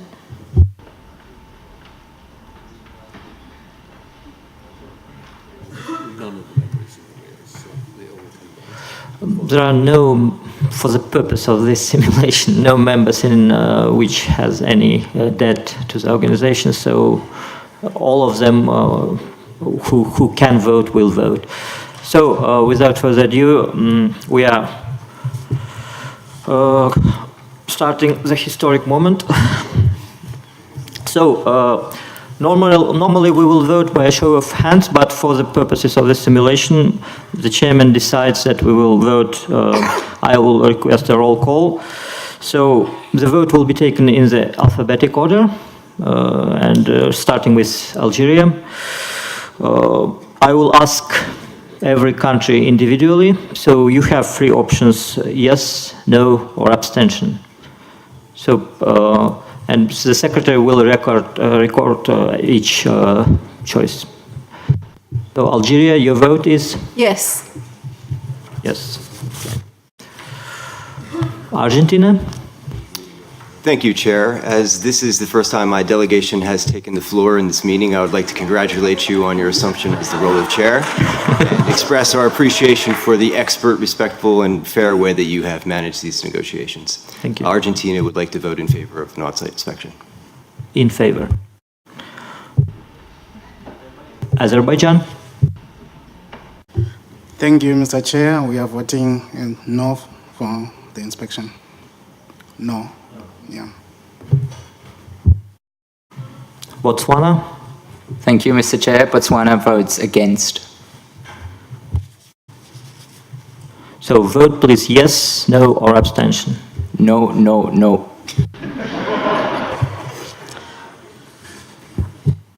Brazil? Brazil will vote, will abstain.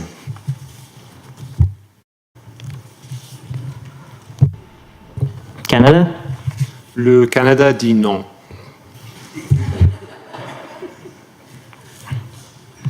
Chile? Abstain. China? China, yes. Colombia? No. Costa Rica? Yes. Cote d'Ivoire? Yes. Cuba? Yes. Democratic Republic of the Congo? No. Egypt? Yes. France? Yes. La France dit oui.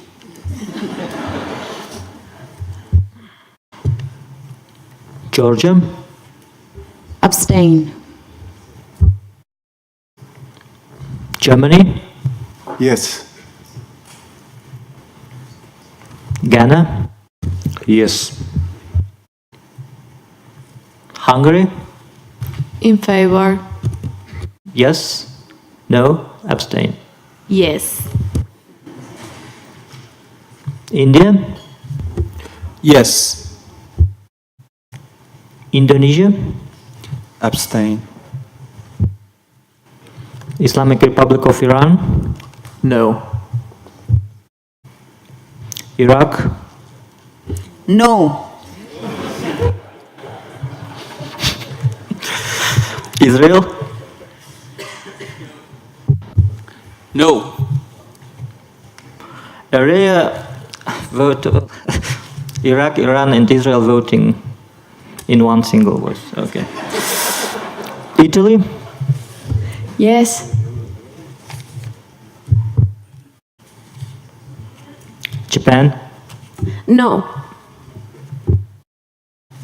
Jordan? Yes. Kazakhstan? Yes. Kenya?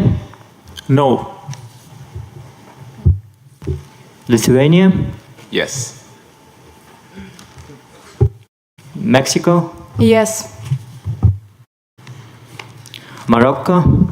Abstain. Nigeria?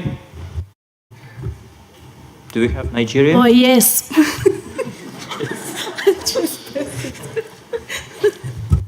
Netherlands? Yes. Norway? Yes. Pakistan? Yes. Peru? Yes, Mr. Chairman. Philippines? Yes, Mr. Chairman. Poland? Yes. Republic of Korea? Abstain. Russian Federation? Россия говорит да. Yes. Yes. Well, you can just say da because it's also the UN language. So. South Africa? Yes. Switzerland? Yes. Thailand? No. Turkey? Yes. Ukraine? No. United Kingdom? Yes. Just again, off the record, the United Kingdom it appears to be still the member of the European Union, which signifies that there was a second Brexit referendum. United States of America? there are 6 official languages of the United Nations. Shall I say no in just 6 times? No, definitely not. Venezuela? Yes. And finally, Vietnam. No. I thank the distinguished representatives for their votes, and we will take some time to count the vote.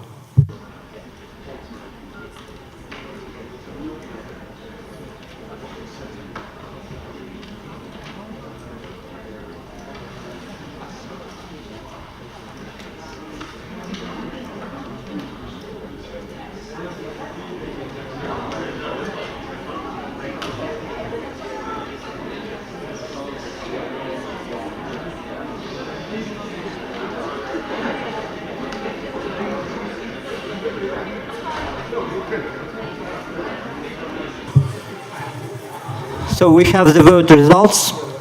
I'll start with abstain.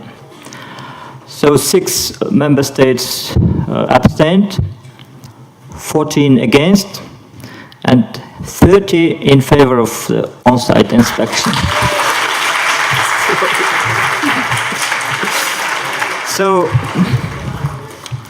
yeah, probably you needed just 1 vote. And could you put the results on the screen so that just to avoid any ambiguity, just to make sure? That motion is seconded. We'll ask the Russian Federation to make a satellite image. I have to object to that.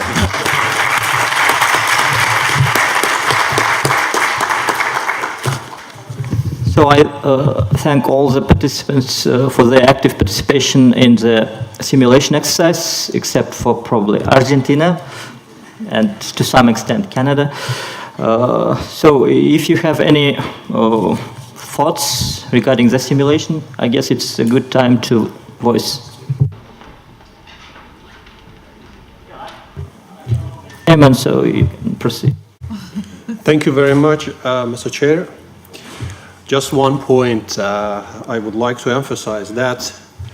So the majority of the council just voted in favor of the OSI, but I have to urge that in order to prevent any abusive requests in future, think that if this OSI won't provide any substantive information and data when the mission is complete, then I would like to request the esteemed council to implement the appropriate measures based on para 67 of Article 4 of the treaty to prevent the frivolous or abusive requests in future. Thank you very much. Thank you. France?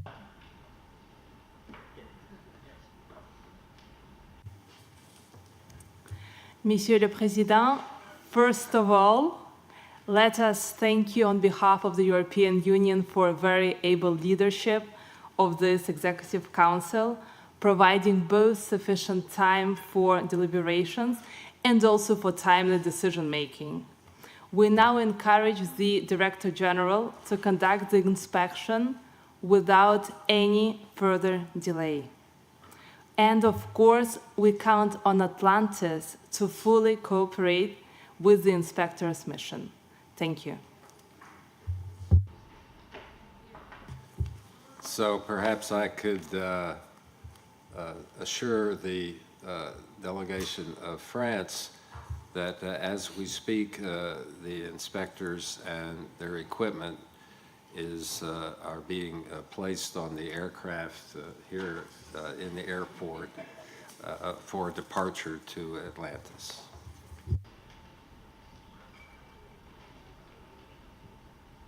So, yes, let's finish our simulation. We are back to the real world, so I would like to give the floor to our organizers.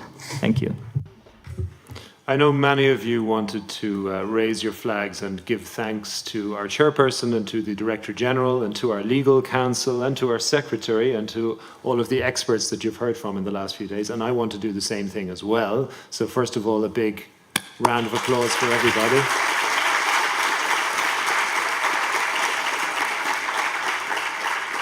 And also a round of applause for yourselves, for how you conducted yourselves over the last couple of days, which I think also helps us gain some insight maybe into the future of the organization, but also into how we can also work better to create even better simulations in the future. I want to introduce you, you've met him already, to Mr. Nikolai Sokov, who had a lot to do with putting together the simulation in the first place, and we thought it might be a good opportunity just to talk together with some feedback on how the simulation was run. I think I might hand over to you, Nikolai, on this. Oh, yes, thank you. I really just wanted to, well, I have like a lot to say, but I will try to keep short. Well, it's really hard for like an academic to keep kind of brief, but I'll try. So yes, it was like a good game. You were instructed to have fun, and I hope that you did have fun. Yes, without fun, it doesn't really count. Yeah, I hope that you learned like about the ways the treaty actually works, the contents of the treaty, how it's going to be implemented when it enters all into force, all in broader knowledge, understanding of international organizations. Yes, international organizations are an interesting animal, kind of strange animal. Yes, they're not the world government, they don't rule anything, right? But they're great facilitators. They make sure that countries continue to cooperate. Yes, among the functions of international organizations is the ability to facilitate the resolution of uncertainties, concerns, conflicts. Yes, and that's what you actually did today. Just imagine, thank you. So just imagine that you got a test ban, but you don't have like an inspection, you don't have like a mechanism to decide on an inspection, and it's just yes or no. Yes, and you do not have a resolution, and likely the treaty will fail. We just seen actually like an example in real life. You most likely heard about the case in the UK, suspected poisoning, like and everything. Yes, and UK says yes, and Russia says no. So what was actually wrong about the whole situation? The fact that the mayor was not transferred to the OPCW. Yes, and that issue will remain a yes-no. It will remain a conflict. The two countries did not resort to the organization that did have the mechanism to try to resolve that conflict. So hopefully, the experience last 2 days taught you that we can actually use these things to continue cooperation, to make sure that the treaty remains in force. The simulation was set intentionally in such a way that data was inconclusive. I was asked actually yesterday by some participants, so what really kind of happened there? Did an explosion take place? Will you tell us what really happened like at the end? Yeah, we don't know. We never even thought about kind of making such a decision for like ourselves, because we did play the most realistic situation you can imagine when you don't have conclusive data. You also face the biggest challenge. Yes, an inspection is a way to clarify facts. So nothing really bad about an inspection, but at the same time, it's easy to construe an inspection as an accusation. Yes, and we did see that situation here. Yet, moreover, you saw quite a realistic dynamic. Like yesterday, like in the very beginning, both parties actually stressed that it's just fine, you shouldn't worry, it's equilibrium. did in fact begin yesterday by saying that inspection is just a matter to clarify, nothing bad. We do not accuse you of anything, but you see how the dynamic, the tensions and everything led eventually equilibrium to adopt a more accusatory tone, right? Isn't that exactly how things going to happen in real life? I suppose 96 hours in this room, and yes, you start getting emotional. One thing that did not quite work from the very beginning is the political dynamic. Yes, when the situation is uncertain, then political positions like alignments and preferences begin to play a very big role. Yes, and that's what likely we're going to see in real life. Well, we did not see that full kind of scale. Well, at least it happened to a smaller extent in this game than in previous games. But at least you did get some taste of all of the political variables. This game introduced a whole new element, by the way, that has never been tried before, the possibility that the nuclear test was conducted in the interest of a third party. Yeah, I wonder if we should actually try that again, all of the future games, if we have any, because it's an interesting kind of situation, which I think we did not fully kind of explore here in this game. But thank you for allowing us to try that that situation. And finally, we all saw here that in fact the treaty text, look at it, exists, and the rules of procedure do not really cover every contingency. Yes, and the legal counsel did have to make rulings. Yes, and from here you can really see the practical implications, the practical consequences of these simulations, because they do allow the technical secretariat to better prepare for the moment when the treaty enters into force. I hope that that happens soon. Yes, and then we can, well, in fact, apply the knowledge that we derived from these games for the development of appropriate procedures so that the treaty can function smoothly. So once again, congratulations, you did an excellent job. I hope you did have fun. I certainly have. And I'll see you all in the future.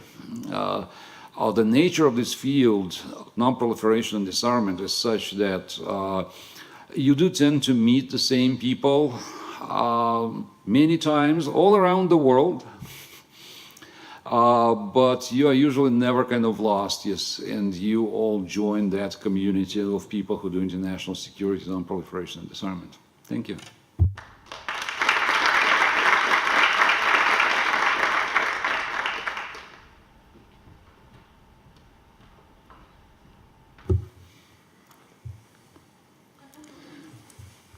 Well, I mean, I'm sure there's a lot of feedback you'd like to give as well about not just the last couple of days, but the symposium as a whole. And maybe now is not the exact time for that. I think we can gather that up in due course.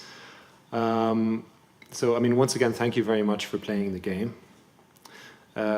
We did also introduce a couple of other elements behind the scenes, which we may not all be aware of, but which is also a little bit realistic, which is instructions from capital that were given to some countries during the course of the last couple of days that at least in one or two cases caused a change of position.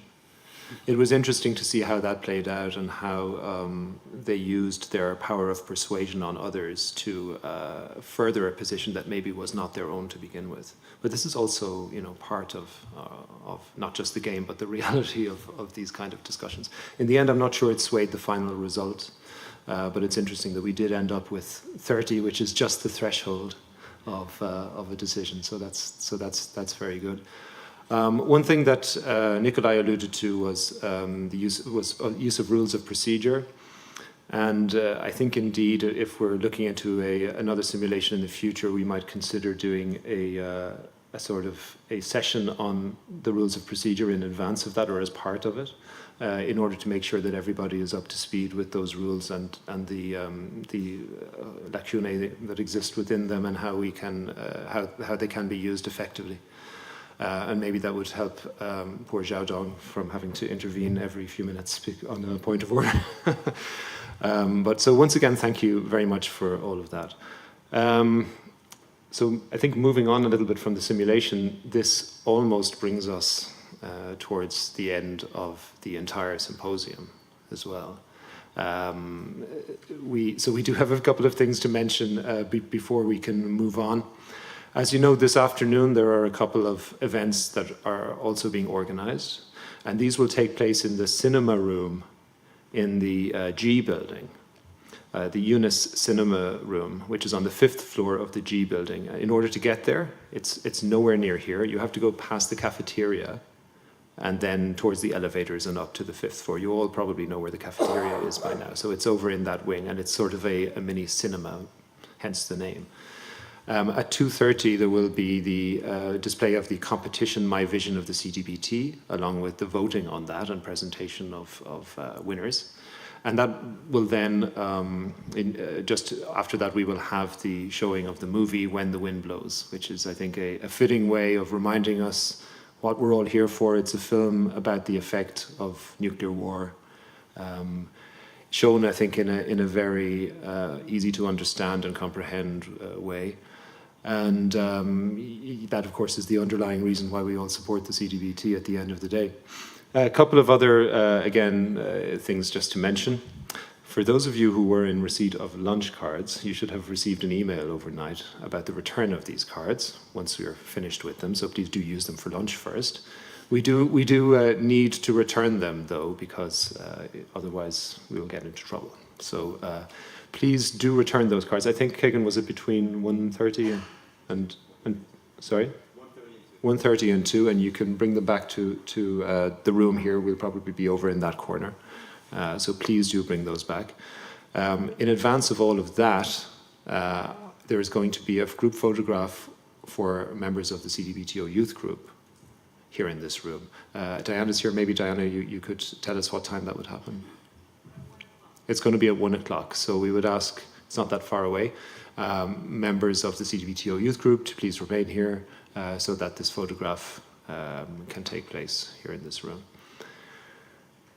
So, Kagan, do you want to add anything? No. So this brings us to the end of simulation, and at least to the end of the main sort of speeches and so on related to the symposium. So once again, thank you for all of your participation. There will be a final quiz. The final quiz is a prerequisite for receiving your certificate of successful completion of the symposium. The quiz will go live in the coming days, hopefully over the weekend, and you will have, I think, a generous period of time to complete it, certainly 3 weeks or so. And then on review of that, we can arrange for the certificates to be issued to all of our participants. Okay. And just one more note on that. There will also be an evaluation form that will be available on KTP, and that is also going to be a requirement for your certificate. So that's a good place where you can list any of your observations or suggestions from the symposium as a whole. So we'd hope that you fill that out as completely as you can. Yeah, and this symposium is really something that is made up of so many different elements. We've had the simulation for the past couple of days. We had the tabletop exercises the day before. We had a lot of panel discussions of, I think, getting very deeply into the weeds, if you like, on both the science and policy elements of the CTBT. And we had a very diverse group here, I mean, from all different stages, from different backgrounds. And it's really been great to see that so many people did get a lot out of it. And I think that was borne out by the discussions we had here in the simulation in the last couple of days. But we always need to improve. It's not the first time we've run a symposium, but we hope always to make the next one better. And I think so far we've managed to do that. And we want the next one, again, to be better. So, you know, be brutal with your evaluation. We're okay, we can take it. but try to keep in mind what we can do to make things better, what would help you. So with that, thank you very much. Enjoy your lunch. I hope to see you later at the competition and at the movie. If not, enjoy the rest of your stay in Vienna and have a safe trip home. Thank you.